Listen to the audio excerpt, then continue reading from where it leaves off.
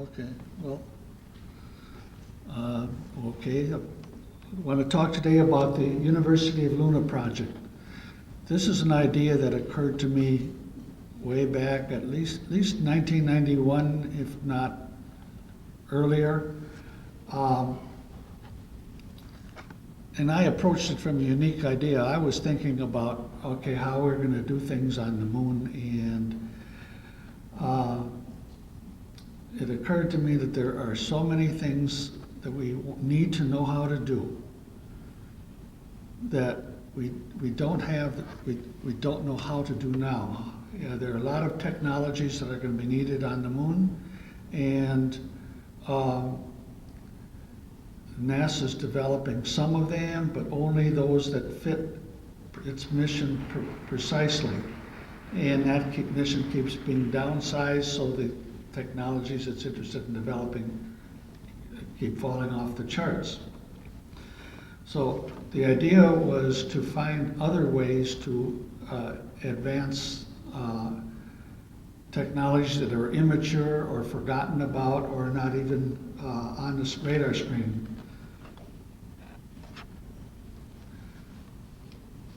Someday we'll have a university on the moon, because even once we're there, we'll still have to be continuing to learn how to live in a strange environment. Even after we've developed all the technologies that we know now, we're to continue making progress to create new items for domestic use and for export. We'll have to have a cutting-edge university that is leading research there. But we're not going to get to that point unless we have the University of Lunar project here on Earth to promote the development of these technologies. So a long-term vision is a civilian settlement on the moon, which would have a university guiding its development, but we need to get there from here. So and the university project is our strategy. So we will always, for a long time, the moon will be a frontier. It'll be a strange environment. We'll have to keep learning to master it. We'll have to keep developing tools that'll make it easier for us to live there and prosper. The university, if you want to pursue the analogy, you can divide the topic areas in many departments. That's not actually how the research will be done. But we need to complete the economic geography of lunar resources. We can do this by data mining projects.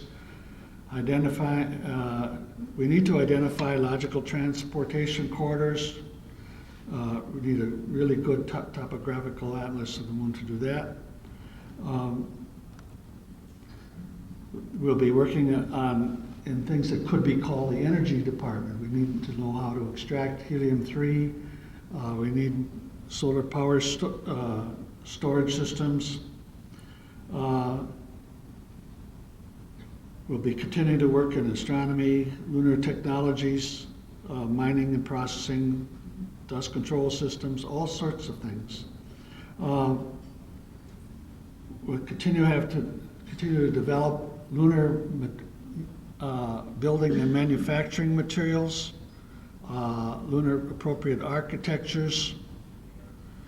We'll be working on agriculture, food processing, and life support systems, and so on. Transportation, sports, frontier medicine, human resources, political science, so on. To do this, but to advance these technologies now as far as we can before we get there, we have some tools. Lunarpedia.org will be an open source moon-focused encyclopedia, which was just launched. That'll keep track of what we know. Data mining projects, it's cheaper to look at missions that have already flown and try to analyze, get more out of the data than to launch a new mission. Recently, just by using new software, they improved our titanium map of the moon, the resolution by fourfold. Spin-up enterprises is one way we can attack this. We look at technologies we need on the moon, and we examine them for potentially profitable terrestrial applications. If we find some things that, for example, let's take glass composites, something that exists only in a lab right now. If we really develop that technology, what useful things could we do here on Earth with that technology that would make somebody some money? And then we devise a business plan to do that and start developing that technology, not for the moon, but for terrestrial applications. That puts the technology on the shelf, paid for, if you will, by consumers rather than by taxpayers. Another way is listing master's and doctoral thesis topics in areas that where we need to advance the state of knowledge that we have right now. Students are always looking for new topics, something not already tackled. College engineering and college design competitions and contests are certainly a way to advance things, and that NASA's using that tactic. Research-focused curriculum. Workshops where you have the people at the top of the field and combining notes and deciding what we don't know and what parts of the envelope can we push.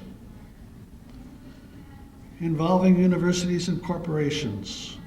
Lunar analog research stations is another way to do this, because provides testing grounds for technologies.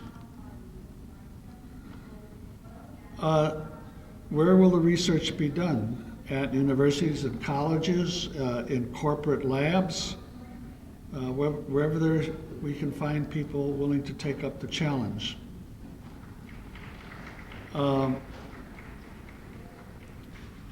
Whose project is this?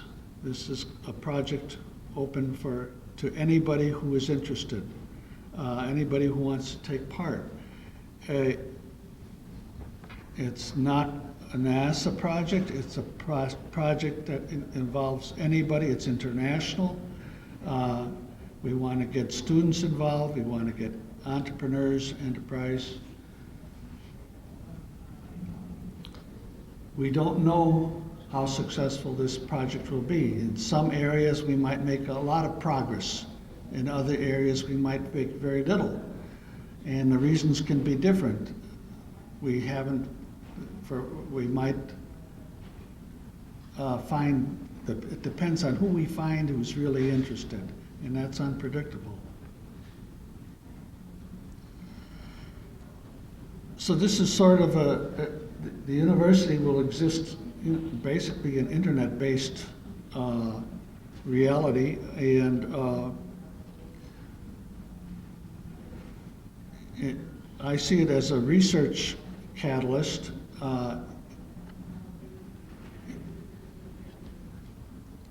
We will have many projects divided in a large number of categories. So we need many teams of many individuals to oversee the work.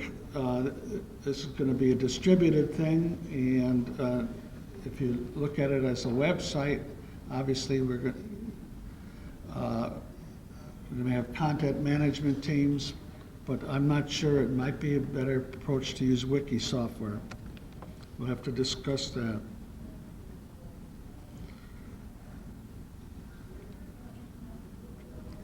So the research in some areas may advance quickly. Let's say we might be more successful in pushing research in lunar building materials, manufacturing materials, hopefully in life support systems, but in some technologies maybe we'll get stalled.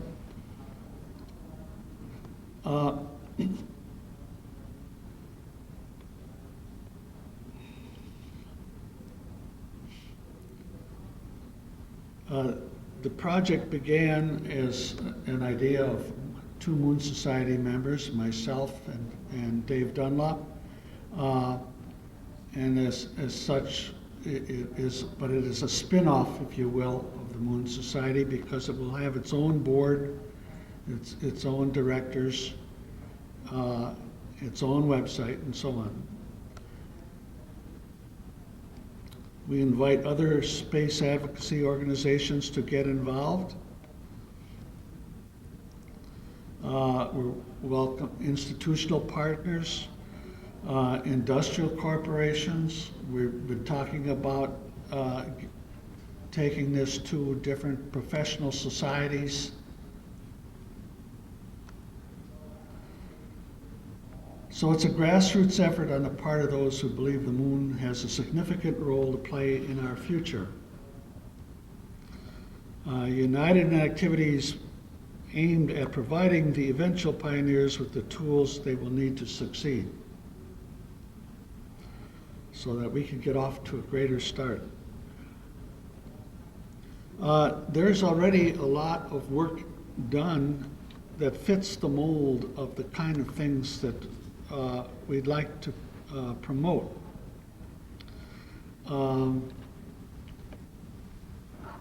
Lunar Prospector was a grassroots project. It was conceived by space activists.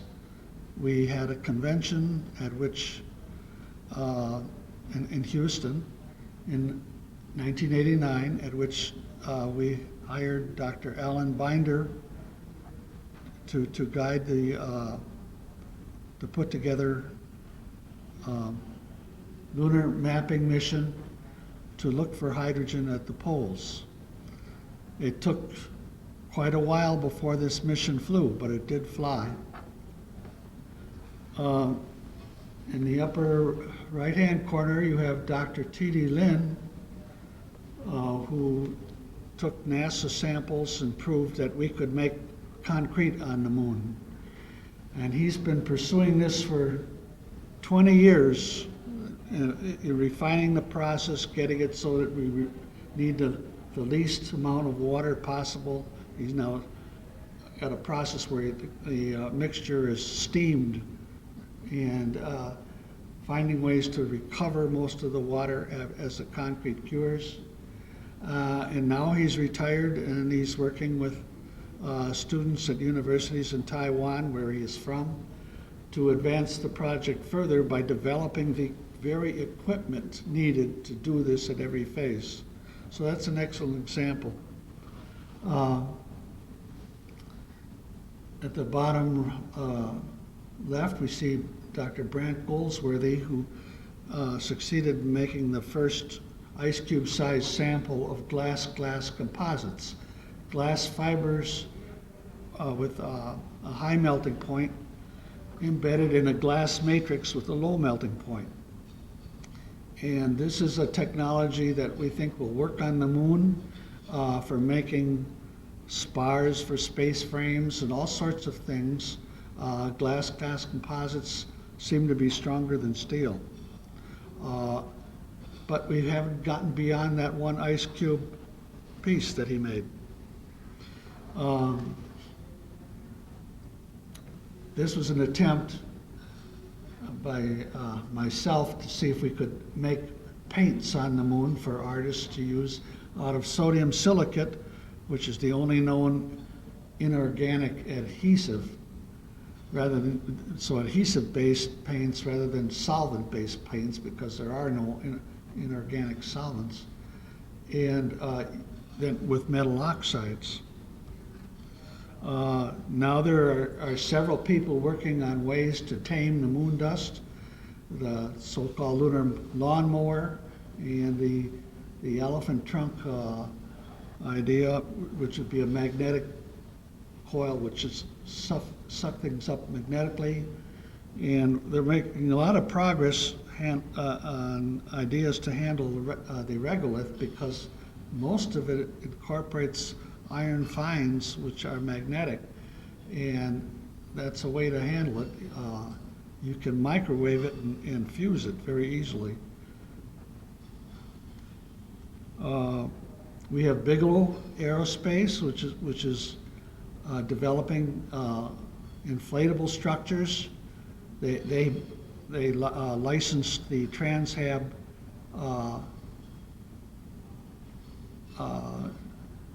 what was discovered at the Transhab project, that technology, from NASA, and of course they have to report back to NASA as they develop everything.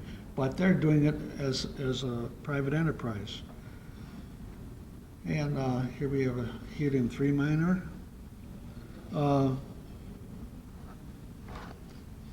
Anyway, let's go through this more quickly. Up in this corner, Dr. Wolverton, retired NASA engineer, devised a system that a toilet flushes sideways into a tank that is inoculated with microbes, and the water moves down the loop and supports, plants that of various kinds, which further cleanse the water, and the water that comes out of the system is 95% treated.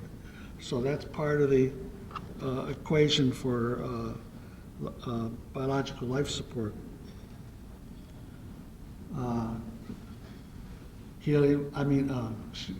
External tanks.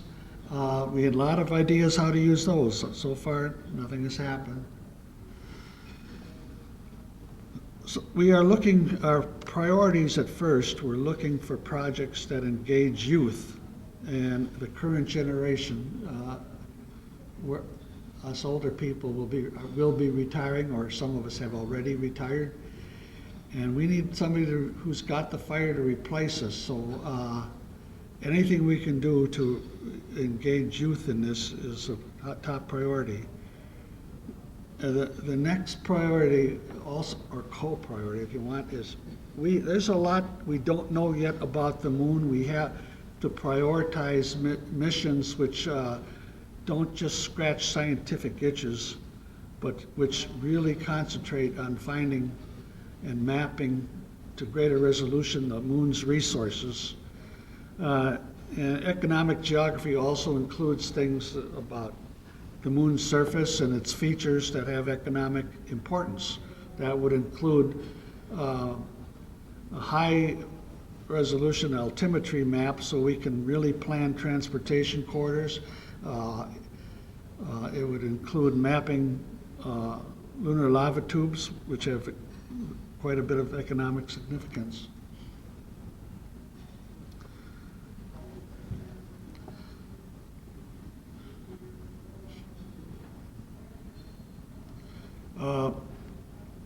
So fast forward, launching the real Luna on the moon ASAP. I think this is there was a slide I had made before this, and apparently this is not in this version. But looking way ahead, the idea of a university on the moon, you think, oh, well, we'll have to have 10,000 or 100,000 settlers there. I don't think so. I think as soon as there's 100 people on the moon, they still have to make progress in what they're doing. And a university can have its faculty on Earth. You just need a classroom on the moon, so it can start pretty fast. We'd also like to have a membership auxiliary called the Friends of the University of Luna Project, because there's so many useful things that people who aren't involved with, rolling up their sleeves and doing the actual research can do to help.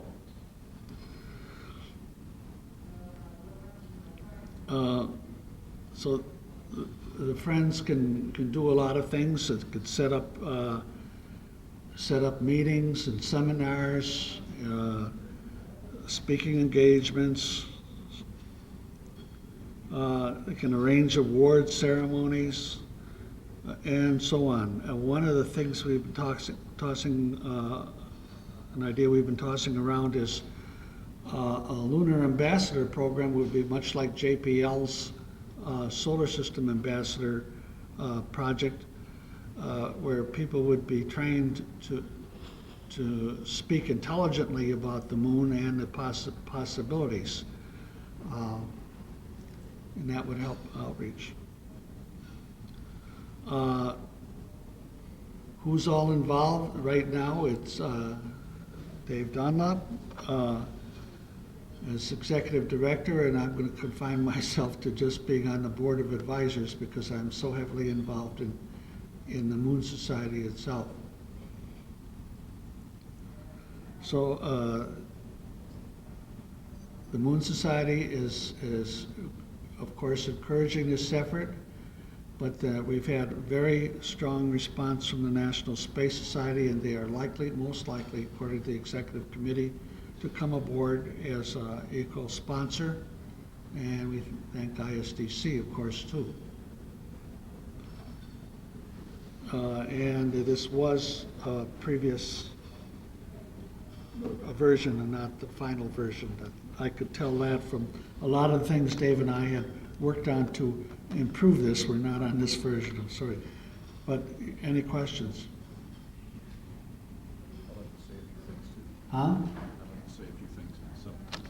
You want to say something?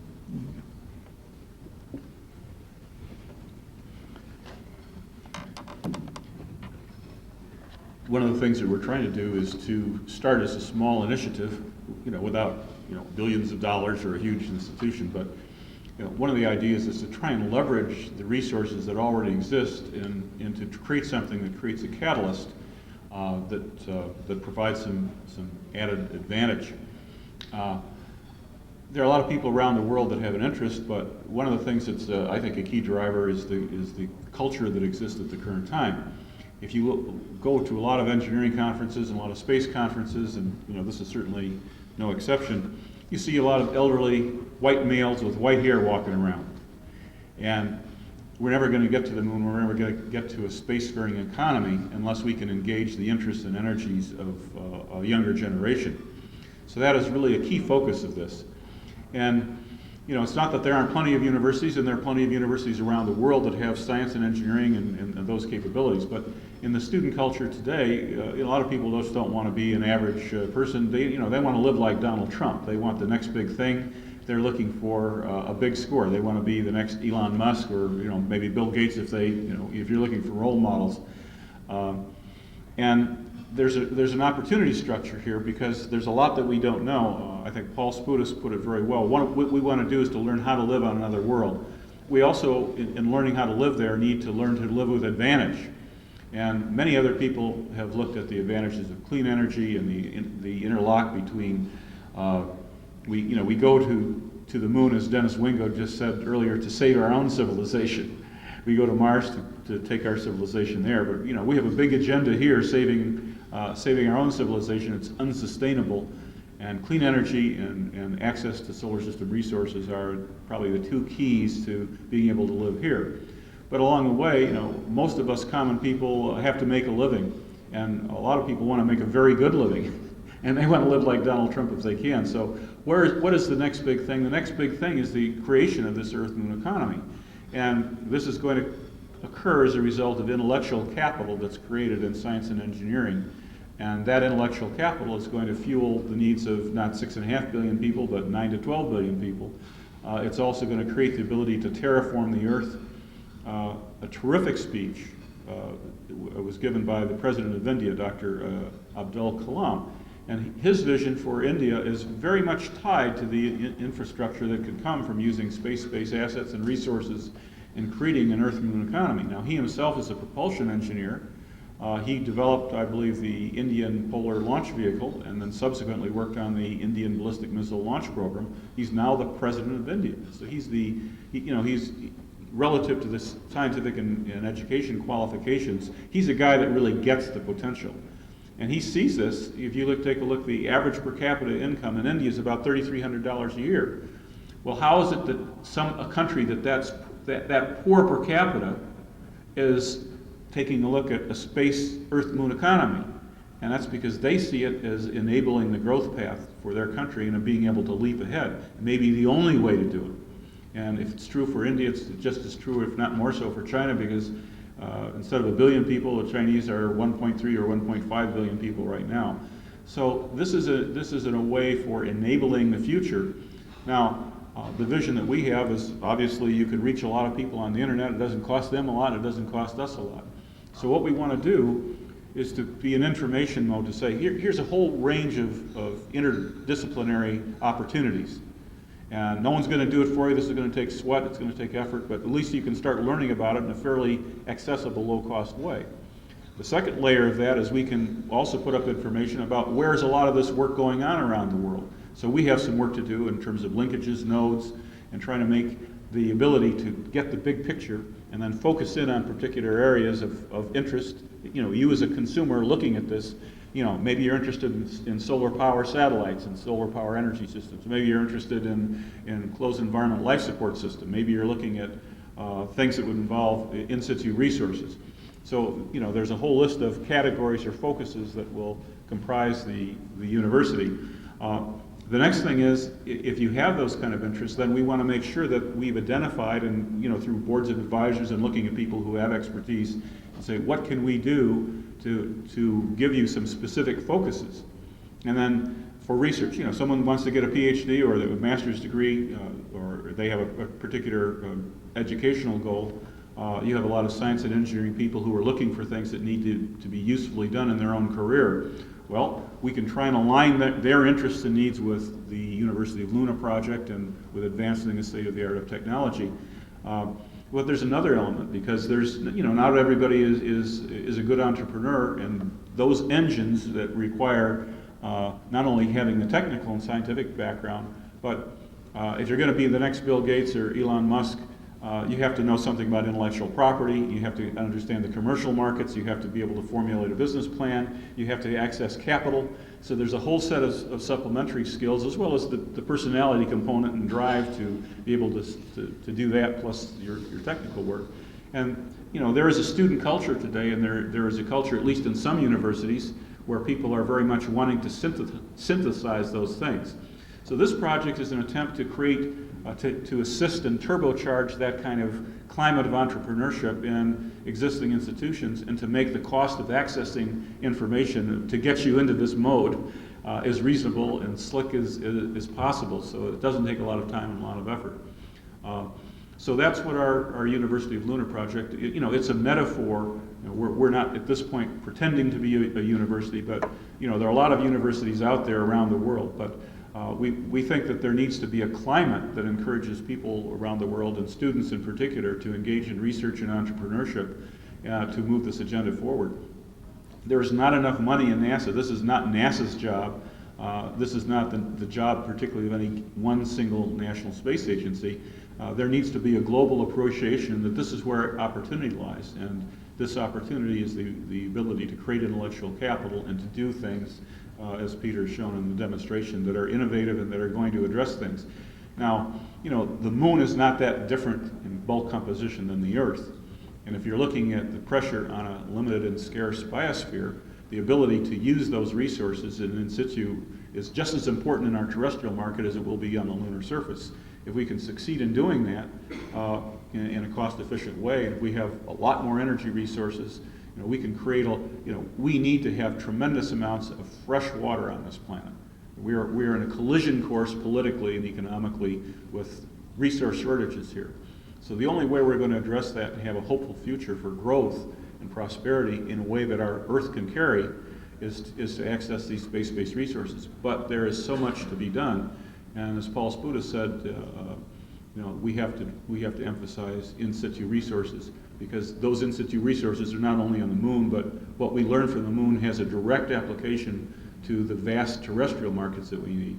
The President of India is talking about lots of fresh water. Well, you can't get fresh water without lots of energy, and you can't get the water to where we need it with lots of energy to pump it there. And you can't pump it there unless you have the metals to have pipelines. So if we are going, we have a vast network of petroleum pipelines, which we're running out of. But that will be nothing in comparison to what 9 billion people, who much of whom are going to have to live in desert areas and who are going to be dependent on that. Now in Saudi Arabia, they flare tremendous amounts of energy from their oil fields on the coast.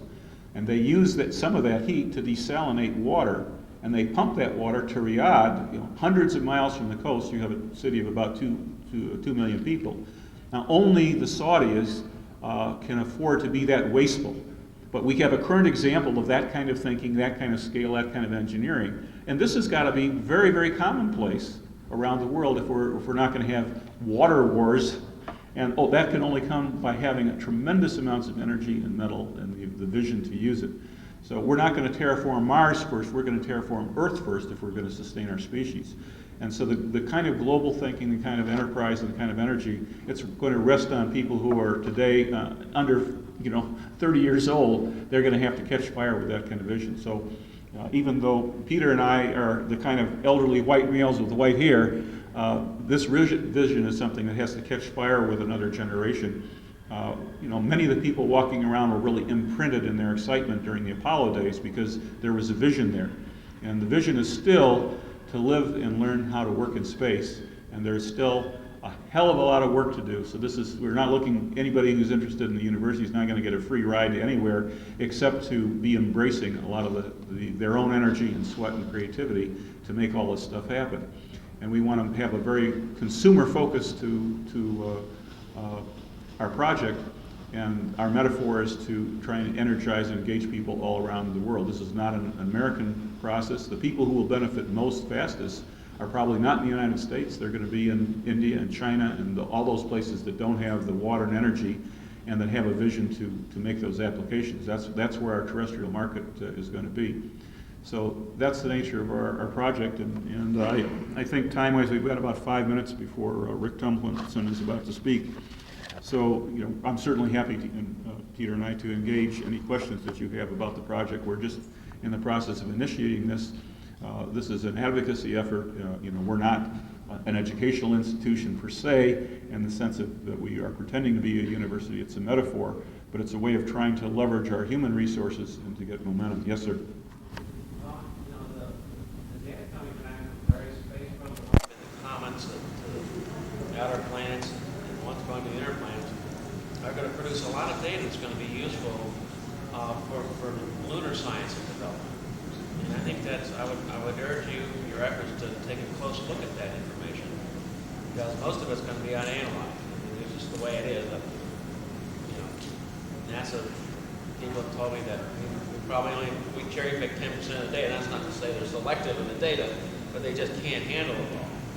Yeah, you're absolutely right. So the data mining is one of the things that was up there. And Lunar Reconnaissance Orbiter is orders of magnitude greater than most of the other information. One of the interesting things in the Mars Reconnaissance Orbiter is that they're trying to engage high school students, and they figured out a way to have them, they call them click workers, so they can take and process some of the imagery from the Mars Reconnaissance Orbiter. And I think that's an example of a rather innovative way to get people to say, well, can I actually do something? And what have I done? Well, I could process and increase the fidelity and the amount of knowledge that's coming out of the imagery that we're getting from Mars Reconnaissance Orbiter. The same thing will occur with Lunar Reconnaissance Orbiter as well. So there are a variety of different kinds of skill sets. There's a lot of K through 12 outreach in education, but I think our focus is going to be at the undergraduate area and above, because those are the people who are equipping themselves with the skills and the entrepreneurial tool set to go out and make money. And so why are we going to the moon? One simple reason is to make a lot of money. And that's certainly part of current student culture, but it's also one of the drivers. There's not enough money that you're going to find in a national space agency, and it's going to take the creativity and the drive of a lot of new people coming in, fresh blood, fresh energy, fresh ideas to create this new economy. So that's our message, and if there are any other questions, fine. If not, we can ask for 2 minutes and start whenever you can. Yes? Let me just add that I think there's going to be some major new scientific understandings. I think some of the understandings we have are really becoming marginal. Like comets, for example, when we get up close to them, they don't have the volatiles we expected. We don't understand why there's free hydroxyl radical present there, but no hydrogen that it's bound with. And you start to see that there's a lot of ionic activity, plasma activity in space that leads to these objects being present there.